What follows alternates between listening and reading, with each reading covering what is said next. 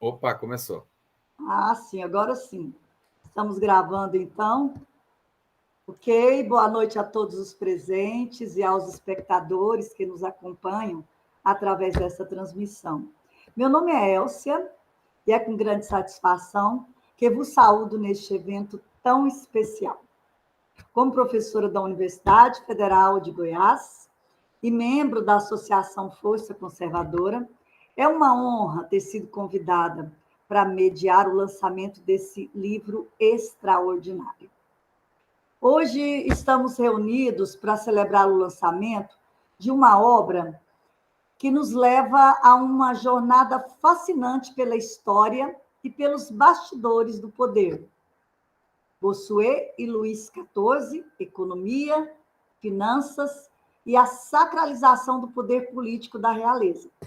Escritos pelos renomados acadêmicos que estão aqui, doutor Alexandre Perezan e doutora Maria Isabel Barbosa de Moraes Oliveira. Este livro é um mergulho profundo no contexto da monarquia francesa no século XVII. Este livro também não é apenas uma leitura, viu, pessoal? É uma experiência imersiva. Quem não se interessa pela intrínseca interseção entre religião, política e economia na história? É um convite para compreender não apenas um período histórico, mas os pilares que sustentavam uma das monarquias mais poderosas da Europa. Ao mergulhar nas palavras de Luís XIV, somos transportados para uma época em que a responsabilidade real era medida não apenas em termos de coroa e tronos, mas também em termos de cuidado com a fortuna pública. O desejo de entender os meandros do poder e da governança torna-se irresistível. E agora é o momento de agir. Adquirir este livro não é apenas uma escolha, é um investimento no conhecimento. Com a parceria da editora AHBP de Toledo, que já nos trouxe tantos outros importantes volumes, né, doutora Alexandre? Temos a garantia de qualidade e relevância. Portanto, eu convido-vos, e não apenas a adquirir este livro, mas a mergulhar em suas páginas e absorver cada palavra e a deixar que elas vos transportem para uma era de grandiosidade e responsabilidade. Juntos, vamos desvendar os segredos da história e compreender o legado debaixo de figuras tão emblemáticas como o Bossuet e Luís XIV. Obrigada pela vossa atenção e participação. E sem mais delongas, vamos dar início a esse lançamento espetacular. Primeiro, eu quero dar uma boa noite a vocês e aos nossos convidados, doutor Alexandre e doutora Maria.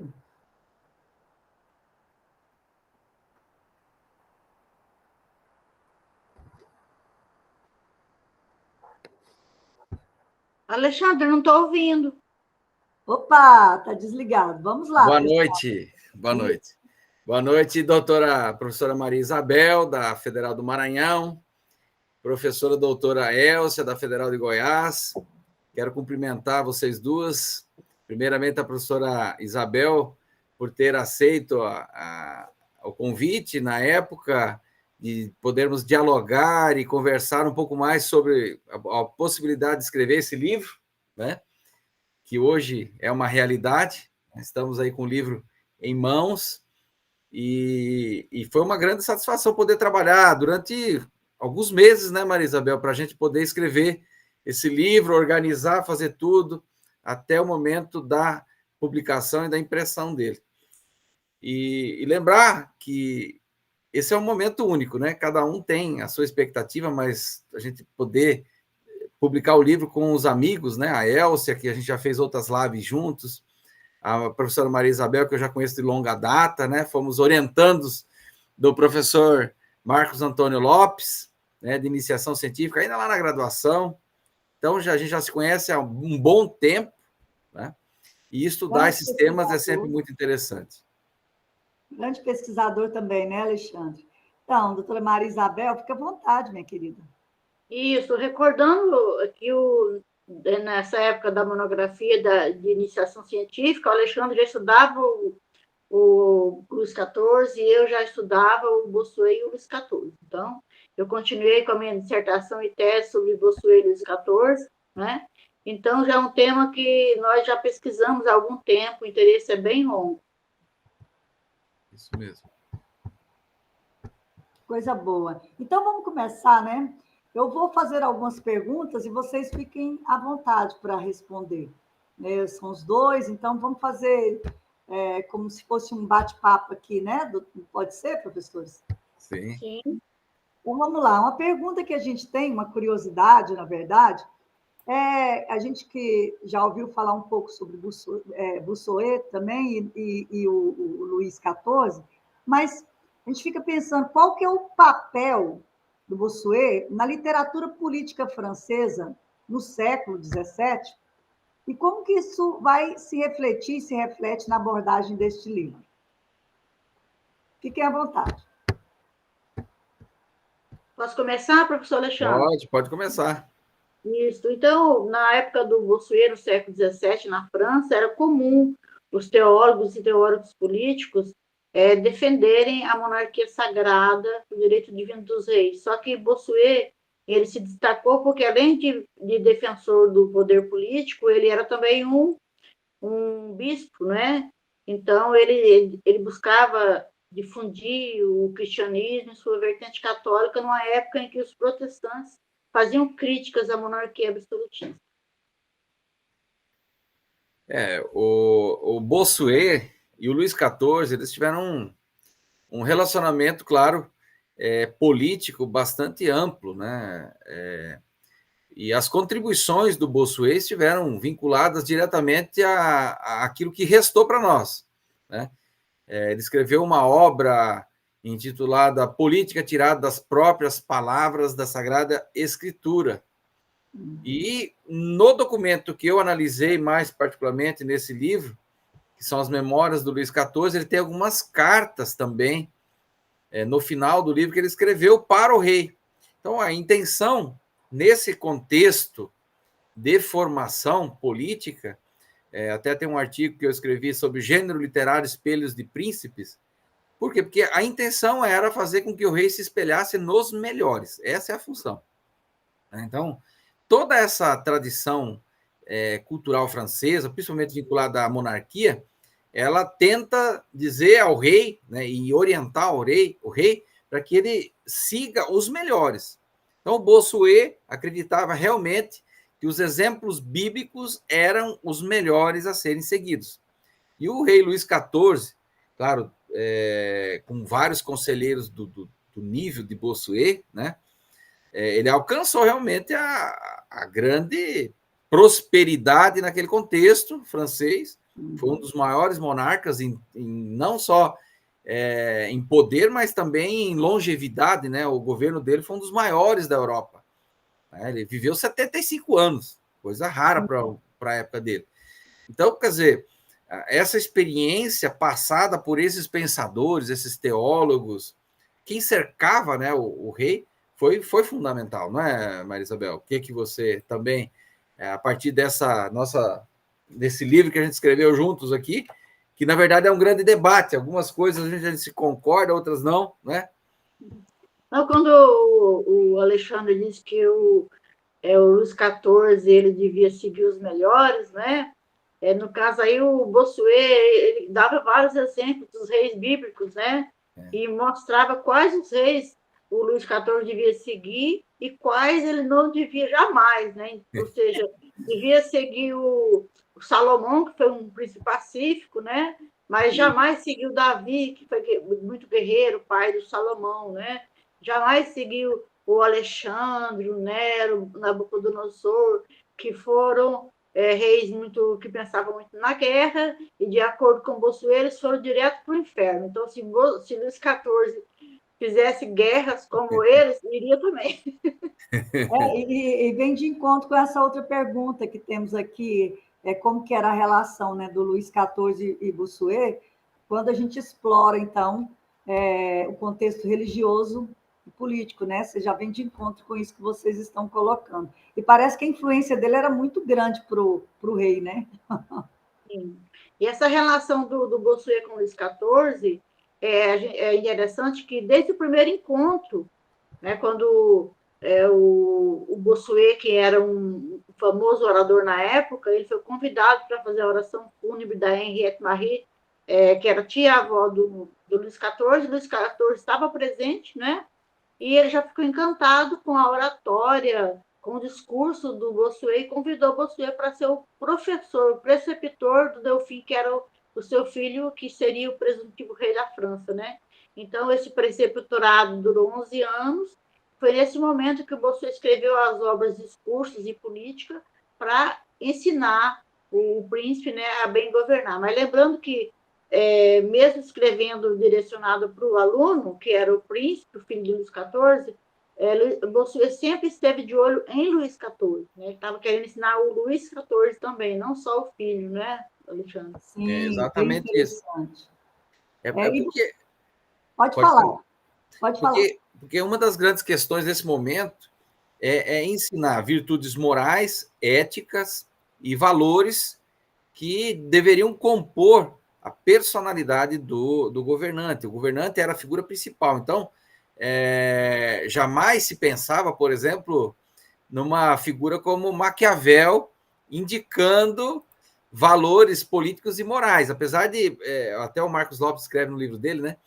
E aqui a gente acaba também debatendo, que Bossuet parece dialogar constantemente com Maquiavel, porque Maquiavel fala de algo que é contrário aos valores cristãos defendidos pelo Bossuet. E o Luís XIV tem uma frase famosa dele, diz o seguinte, olha, o Maquiavel ensinava que era preciso parecer ser cristão. E o Luís XIV dizia o seguinte, não, você deve ser cristão. Se você almeja que os seus súditos o sigam, você jamais deve fingir ser algo. Então, está em oposição ao pragmatismo político lá do Maquiavel.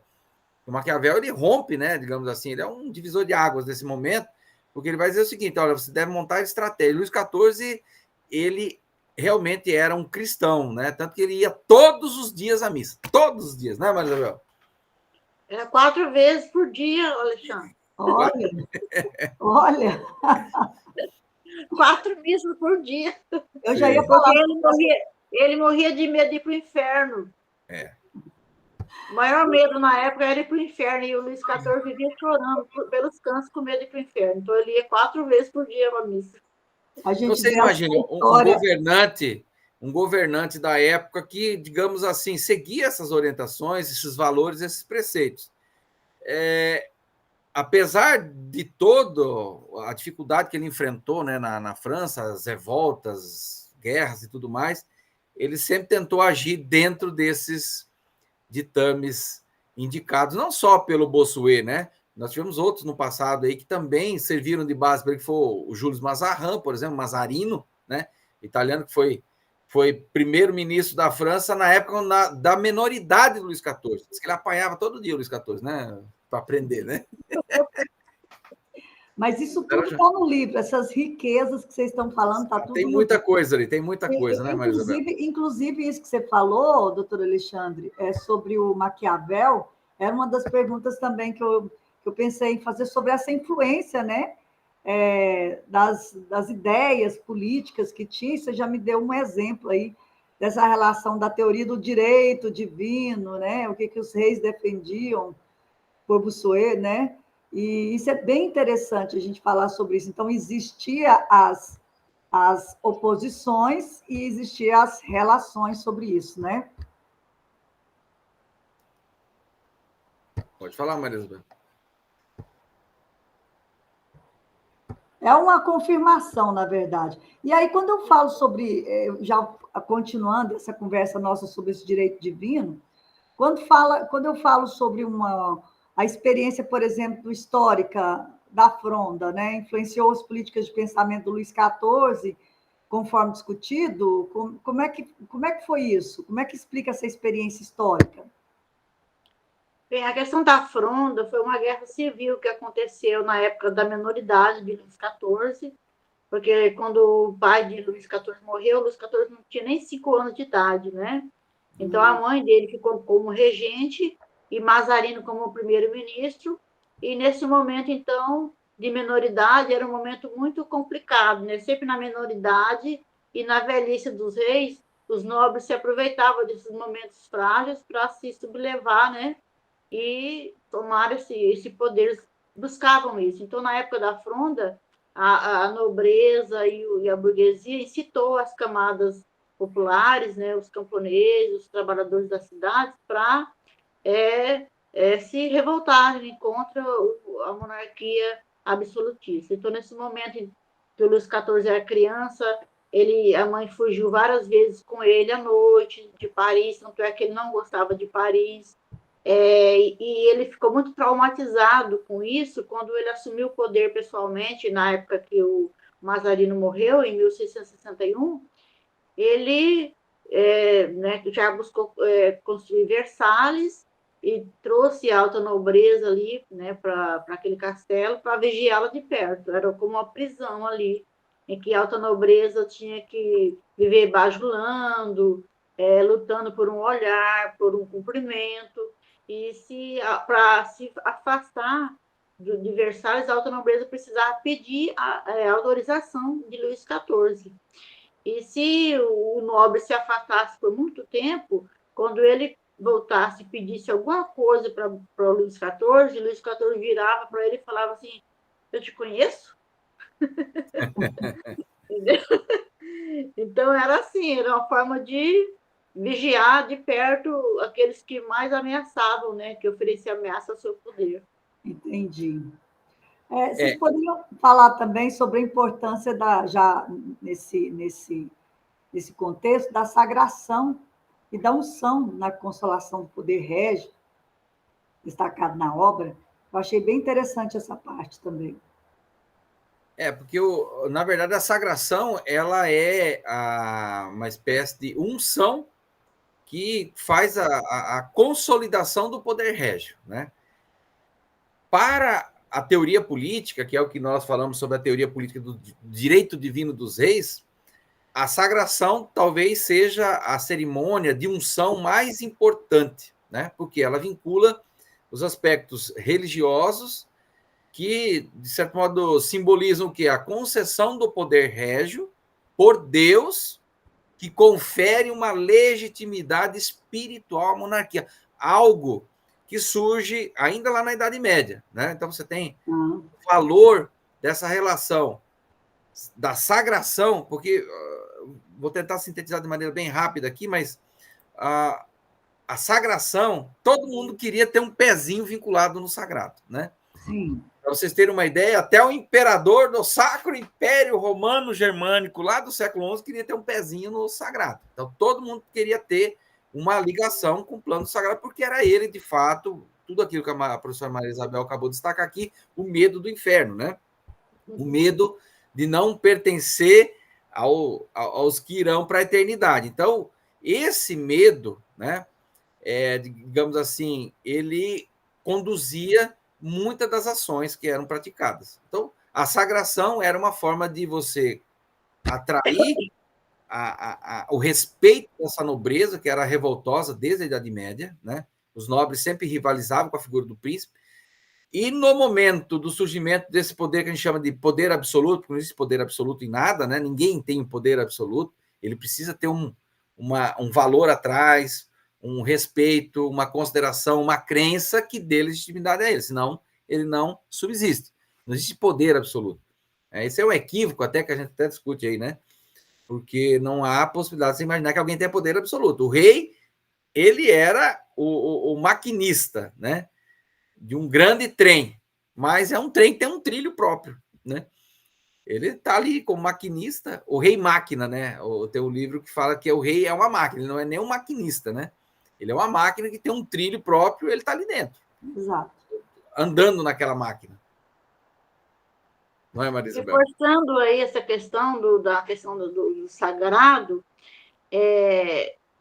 na época medieval, os reis primeiro eles eram apenas coroados, né? Tinha a cerimônia da coroação, na qual eles recebiam a coroa, o cetro, o anel, mas daí teve um momento ali que o rei, parece que foi Carlos o Calvo, né, no século VIII, ele falou, olha, só isso aqui não basta, né, vou fazer algo mais, né, elaborado para que as pessoas me respeitem mais, já que as pessoas acreditavam, né, que o rei tinha um vínculo com o sagrado, então, né, na crença, as pessoas acreditavam nisso.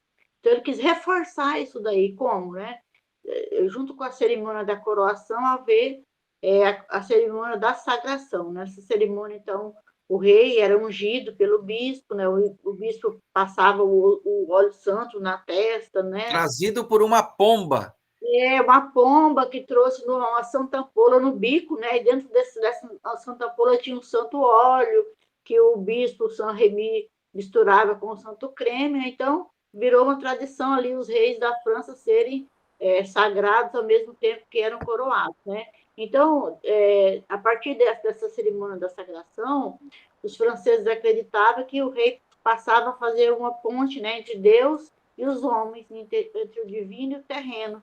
Então, sendo uma ponte, o rei tinha que se comportar bem, né? Ele era o príncipe cristão, tinha que ser como Cristo na terra, ser bom, pacífico, justo, piedoso, misericordioso, clemente, né? Então, assim, ele traria tudo de bom de Deus para a terra, mas se o rei se comportasse mal, né, Alexandre? Então, Exatamente. aí só ia trazer coisas ruins, tempestades, invernos rigorosos, doenças. E qual que foi esse impacto, gente, nessa crença da sacralidade do rei na esfera política e na vida cotidiana dos súditos durante o reinado?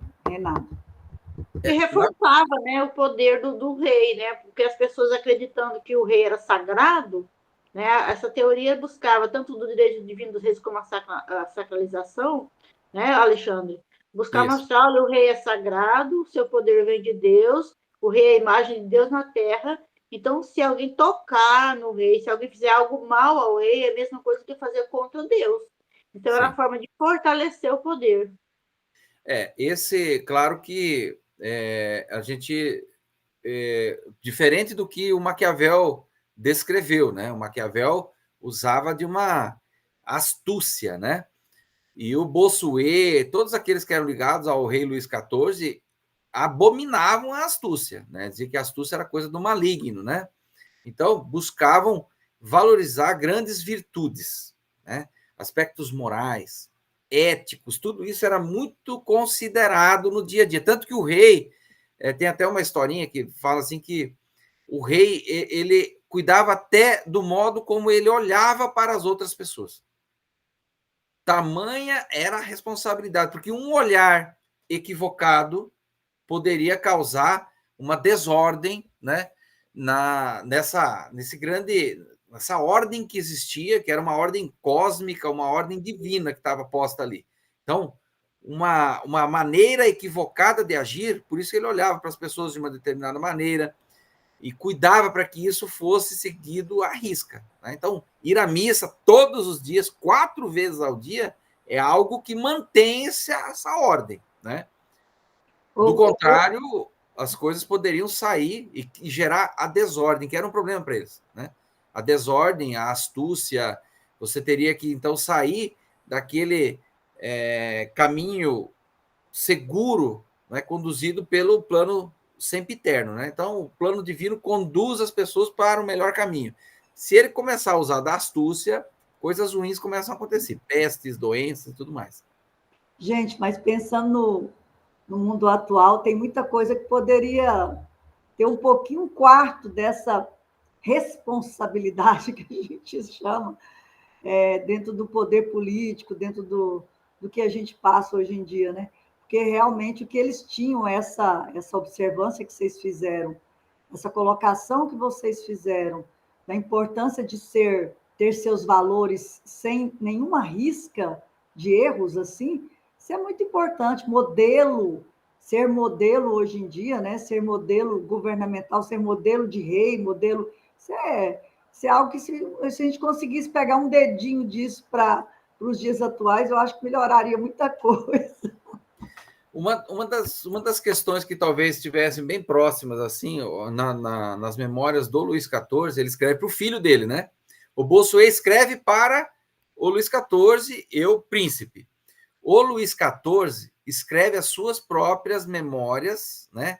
Que é um livro intitulado A Arte de Governar, para o filho. Então, é o rei escrevendo para o filho como ele deve se comportar. São máximas extraordinárias. Eu sempre fiquei muito inquieto, na época, quando a gente estudava, né, Maria Isabel, lá atrás, hein? Faz muito tempo isso, né? Eu ficava inquieto, porque assim, eu queria saber o que o rei escreveu para o filho dele. Porque a gente lê muita coisa, muita bobagem por aí, né? Muitos textos que não servem para nada. E aí você pega um rei escrevendo para o filho, eu ficava curioso. Eu falei, eu quero saber o que esse indivíduo escreveu para o filho dele. E ali está uma riqueza. Não é uma pessoa comum escrevendo, é um rei escrevendo para o filho. E ele ensinando. Dizia o seguinte, uma das máximas, tem tantas. Você tem que ser o exemplo. Fique de joelhos. Ele falava para o filho dele, você tem que ficar de joelhos. O seu ato de genuflexão é o mesmo que os súditos terão com você. Se você não praticar isso, ninguém vai fazer com você também. Os exemplos. O exemplo dele é algo assim, ele escreve isso para o filho dele. Que coisa fantástica. Não, mas olha, tem momentos também que o Luís XIV, ele fala uma coisa, mas faz outra, né? Tem que... Não vamos pensar que o Luís XIV fosse um rei perfeito, assim, né? Porque sim. Tinha aquela tradição, aquela imagem cristã, né? Que o Bossuet defendia, olha, você é um príncipe cristão, então você tem que ser né, dessa forma. Por exemplo, uma das características do príncipe cristão era ser pacífico, né? O príncipe tinha que ser pacífico, assim como Cristo foi. Só que Luís XIV defende isso nas memórias, que o filho devia ser pacífico e fazer a guerra no último caso. Só que, na prática, o Luís XIV, ele fazia muitas guerras.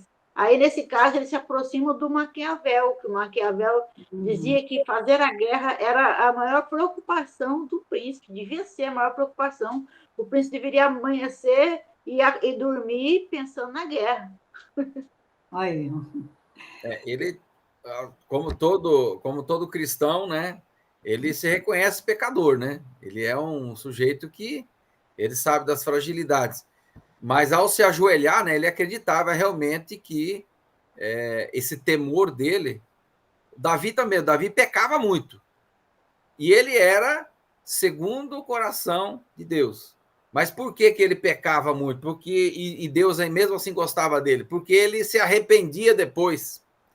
O arrependimento. Então, o Luís XIV tem várias passagens, tanto que quando ele escreve as memórias, ele é uma espécie de arrependimento dele para com o filho. Né? Ele fala assim, ó, muitas coisas não caminhem nessa direção, porque ele foi, né? Ele foi naquela direção. Então, ele escreve o filho dele, ó, talvez seja melhor não ir nesta direção, né? Exagerar nos conflitos, nas batalhas, né? Ele ampliou as fronteiras da França extraordinariamente, né? Ele conseguiu. Então, um dos grandes elementos aí de centralidade do poder foi exatamente isso, né? A sagração, todos esses rituais que foram elaborados com maior requinte de elaboração foi na época do Luís XIV. Né? O Luís XIV conseguiu implementar de fato, né? Criou Versalhes, né? Que é depois foi destruída pelos revolucionários, né? Quebraram tudo, né? O neto do Luís XIV é que não percebeu, né? Enfim, não há possibilidade de saber também, né?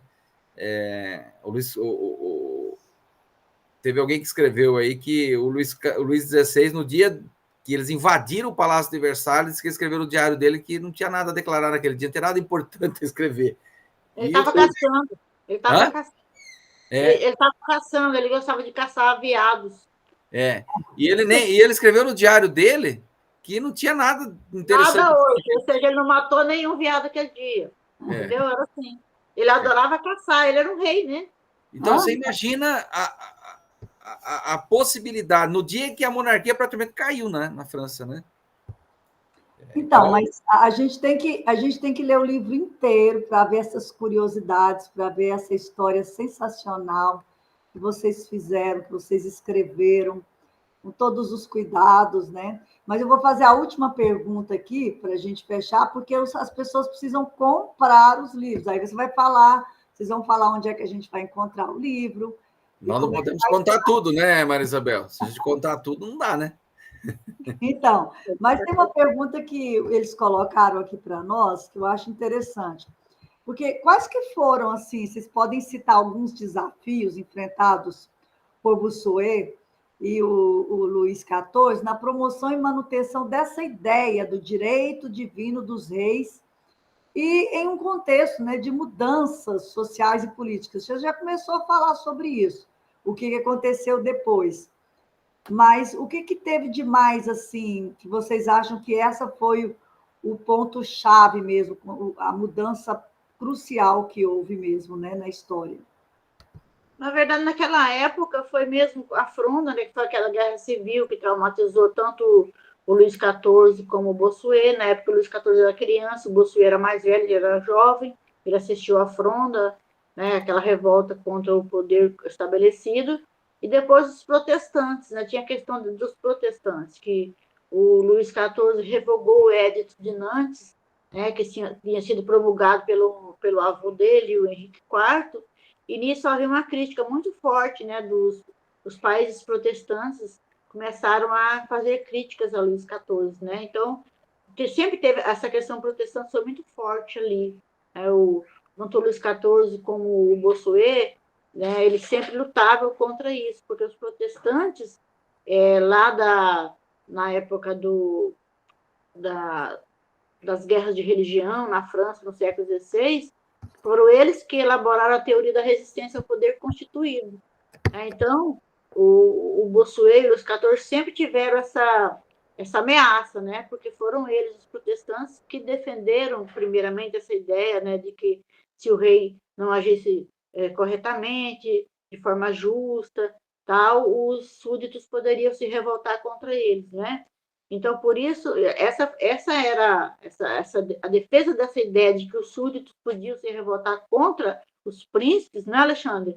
Era a pior coisa para eles ali. Então, eles sempre tinham isso, né? Essa defesa tão grande, tanto do Bossuet como do Luís XIV, de estar sempre lembrando, olha, meu poder vem de Deus, o poder do rei vem de Deus. Era justamente para conscientizar os súditos, para que os súditos aceitasse piamente essa ideia e jamais se revoltasse contra o rei. Muito interessante. Pode falar, doutor. Essas tensões políticas, elas acabaram, digamos assim, fortalecendo o poder da monarquia, né? Como a Maria Isabel falou aqui. Foi um contexto de mudanças sociais, políticas, né? A partir do século XVII, que acabaram gerando um certo descontentamento da nobreza, mas, ao mesmo tempo, ele conseguiu aplacar essa vontade, essa sanha da nobreza, né? Que, digamos assim, não quer perder os seus privilégios. Tanto é que o próprio Luís XIV, ele inova muito nessa área, é um dos aspectos que a gente acaba destacando no início do livro. Ele prestigia, ele quer prestigiar mais a burguesia nascente nesse momento e manter sob controle a nobreza.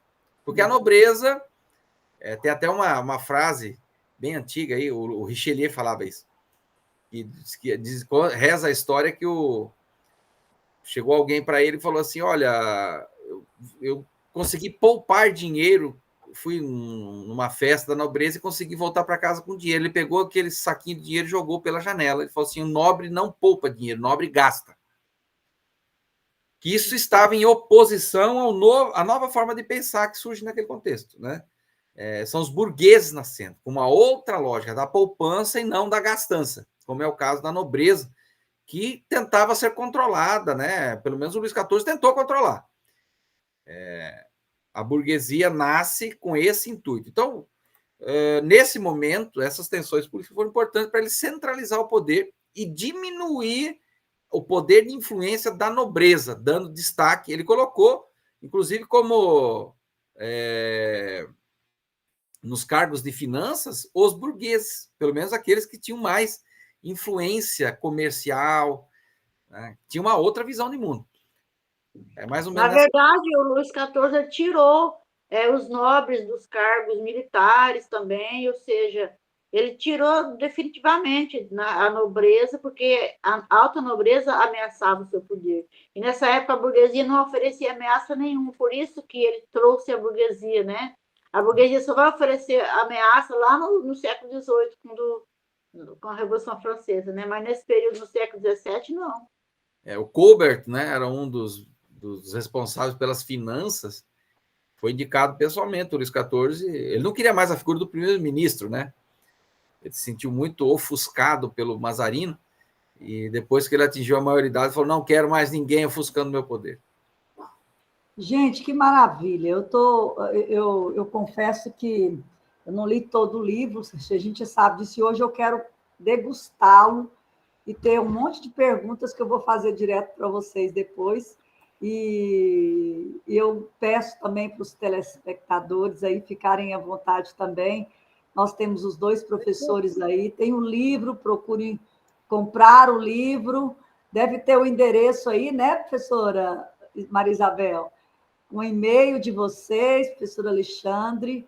Eu quero agradecer a presença dos nossos telespectadores e mais ainda dos nossos exímios estudiosos, pesquisadores e professores.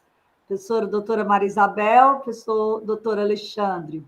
Pode falar seus finais, porque a gente tem que ler o livro, nós precisamos comprar para finalizar a leitura. E eu estou muito curiosa para saber como é que foi até o final, né? Fiquem à vontade para fazer as suas boa noite para a galera aí, mas eu estou muito curiosa e eu preciso comprá-lo. Inclusive, eu posso dar de presente, doutor Alexandre? Posso comprar para presente? Não posso? Pode. Então, vou comprar de presente para alguém. Eu acho que isso a gente pode fazer também. E fala um pouquinho sobre e-mail, como é que a gente fala para relacionar com vocês, nossos pesquisadores. Olha, o livro está disponível em vários sites de venda, né? Na Shopee, no Mercado Livre e na Amazon, né? E ele, inclusive, eu acho que está em promoção nessa semana aí, se eu não me engano. Então, e aí o link depois no site, né? É só digitar o nosso nome lá na Amazon, que é fácil de achar na Amazon, na Shopee, o nome meu e da Maria Isabel, que vai achar o livro lá. Maravilha. Gente, eu quero agradecer a vocês. Foi maravilhoso saber um pouquinho dessa história. E deu mais curiosidade ainda, deu gosto para ler o livro. Muito obrigada pela presença dos 2. E eu espero todo mundo comprar o livro agora, viu, gente? Nós que agradecemos. E além do conteúdo, a capa também está muito bonita. Está maravilhosa, está mesmo. É um retrato da época, da sagração de Luís XIV. A capa é da sagração. Eu quero aí agradecer à professora Elcia por liderar e conduzir aí com maestria o nosso lançamento do livro. E com certeza a sua contribuição de longa data, nós já fizemos outras lives juntos. E eu profundamente agradecer, professora Elcia, agradecer você aí, tá? Muito obrigado. Obrigada a você, querido. Eu estou à disposição com vocês. E vamos fazer mais coisas juntos aí, mais trabalhos. E também não poderia deixar de agradecer a professora Maria Isabel aí, né? Por compartilhar comigo aí essa obra que hoje está sendo lançada. A sua colaboração, a sua parceria foram essenciais aí para enriquecer o conteúdo e tornar esse projeto espetacular. E ficou muito bonito. E deu trabalho, né, Maria Isabel? Deu trabalho. Deu trabalho. Bons livros têm que ser escritos. Nós precisamos escrever mais. Tem muita coisa aí que está precisando rever novamente. Vocês vêm com a história maravilhosa e real, verdadeira, que nós precisamos contar a história e deixar esses livros aí como legado. Combinados? Então, mais uma vez, eu agradeço a todos aí que contribuíram para tornar esse lançamento possível, que esse livro alcance aí muitas pessoas. Vai sim. Obrigado a vocês, obrigado, Maria Isabel, obrigado, Elcia, professora Elcia, professora Maria Isabel. Boa noite para vocês. Quer encerrar? Quer falar, Maria Isabel, mais uma coisa? Boa noite, professor. Boa noite, gente. Muito obrigado, viu? Obrigado, boa noite.